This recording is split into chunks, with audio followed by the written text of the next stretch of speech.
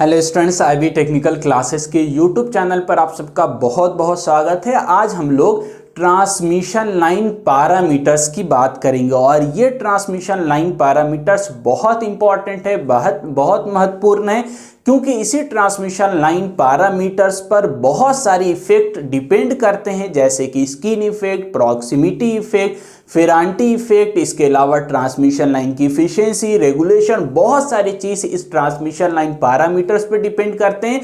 तो आज की इस वीडियो में हम लोग समझेंगे ट्रांसमिशन लाइन पैरामीटर्स क्या होता है, ये किस फॉर्म में होता है, इजी कैलकुलेशन के लिए हम लोग इसको किस तरह से कंसीडर करेंगे। तो बहुत सारी बात आज की इस वीडियो में करेंगे, तो वीडियो को पूरा देखिएगा ताकि आपको बहुत सारे इंफॉर्मेशन ट्रांसमिशन लाइन पैरामीटर से रिलेटेड मिल सके।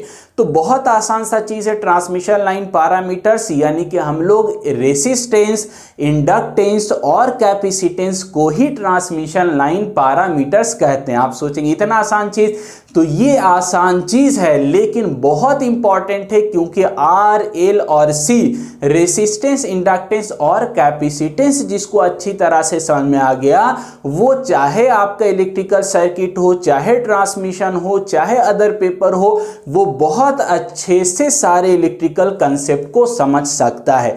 तो पूरे ट्रांसमिशन लाइन में ये RLC यानी ये पैरामीटर्स, जिसको इलेक्ट्रिकल कांस्टेंट के नाम से भी जाना जाता है, बहुत इंपॉर्टेंट प्ले रोल निभाता है। तो थोड़ा आपको बहुत शॉर्ट में आपको आइडिया देंगे, यानी आप पहले से जानते हैं रेसिस्टेंस, इंडक्टेंस और कैपेसिटेंस के बारे में। तो रेसिस्टेंस मतलब जैसे आप इलेक्ट्रिकल सर्किट में पढ़ते आए हैं कि हम लोग इलेक्ट्रिकल करंट में फ्लो यानी करंट का जो फ्लो होता है उसके अपोजिशन को हम लोग रेसिस्टेंस कहते हैं। इसी तरह से ट्रांसमिशन लाइन का जो कंडक्टर होगा उसमें भी करंट फ्लो होता है और वहां पर जो करंट का पोजीशन होगा उसको हम लोग रेसिस्टेंस वहां पर भी कहेंगे।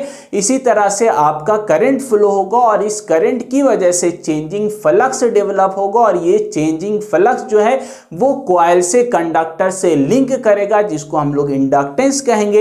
इसी तरह से ट्रांसमिशन लाइन के अंदर भी कैपेसिटेंस फॉर्म होगा, यानी कि जब आपका थ्री फेज सिस्टम है, RYB ट्रांसमिशन लाइन कंडक्टर है, तो RY, YB और BR के बीच में इसके लगा R और ग्राउंड, यानी आपका जो ग्राउंड है, अर्थ है, जमीन है, पृथ्वी है, ये कंडक्टर के ऐसा बिहेव करता है जिसकी वजह से आपका फेस वायर और अर्थ के बीच में भी कैपेसिटेंस फॉर्म हो जाता है। और यहां पर कैपेसिटेंस फॉर्म होने के लिए आपको मालूम है किसी भी दो कंडक्टर की जरूरत होती है और बीच में जो है इंसुलेटिंग मीडियम की, डाइलेक्ट्रिक मीडियम की जरूरत होती है।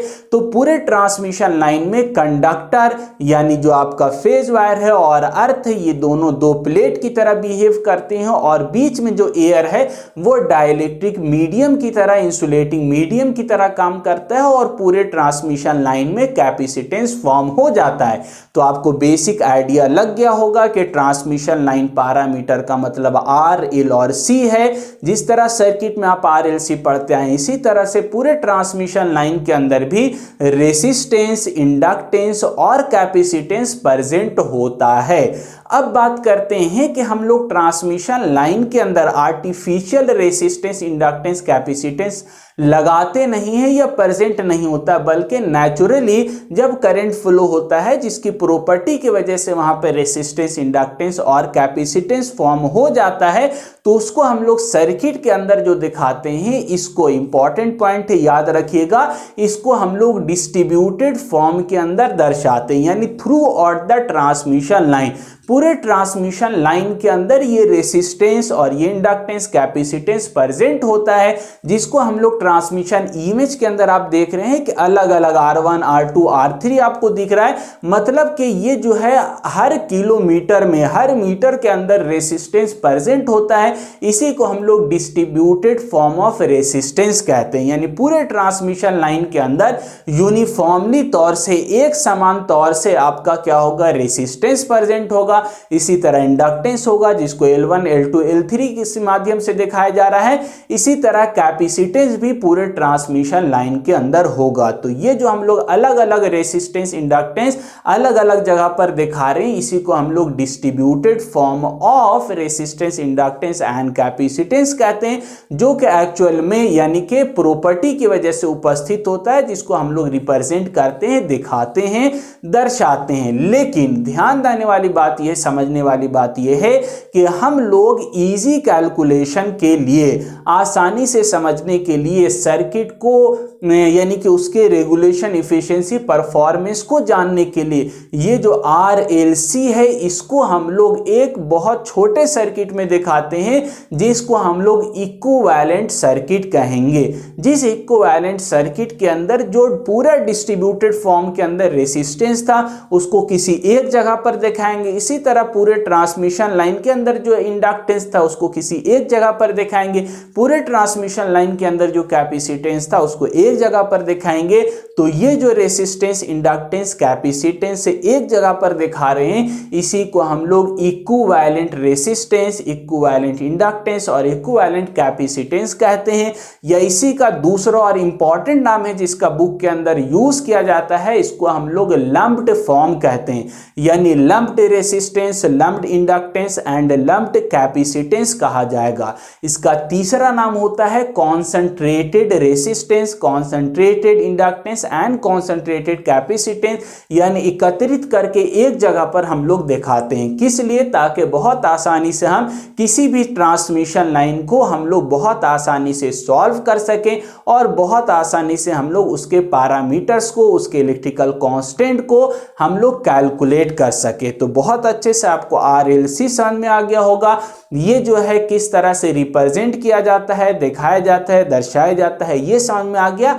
अब इसके महत्व के बारे में समझते हैं। ये RLC पढ़ना, जानना, इसको दर्शाना, दिखाना क्यों इंपॉर्टेंट है?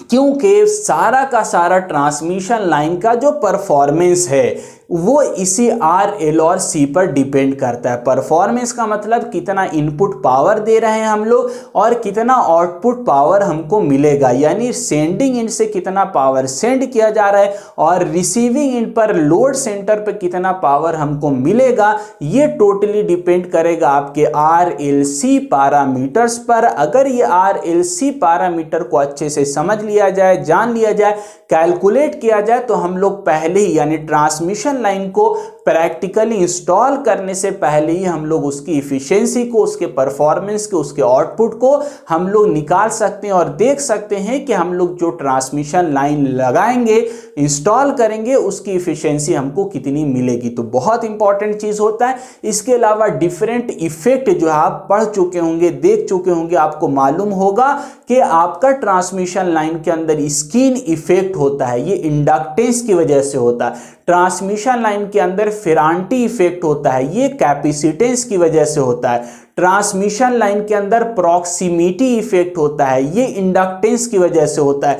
तो ये सारा जो इफेक्ट है एक प्रकार का लॉसेस है, अनवांटेड चीज है जो कि आता है ट्रांसमिशन लाइन के अंदर RLC की वजह से। तो ये बहुत इंपॉर्टेंट रोल निभाता है। अगर आपको skin effect, Ferranti effect, proximity effect, corona effect, ये सारी चीजें नहीं मालूम है तो ट्रांसमिशन लाइन का जो आपका प्लेलिस्ट बना हुआ उसमें जाकर देखिएगा। बहुत अच्छे से हमने कोशिश किया है एक्सप्लेन करने का, आपको बहुत आसानी से समझ में आ जाएगा।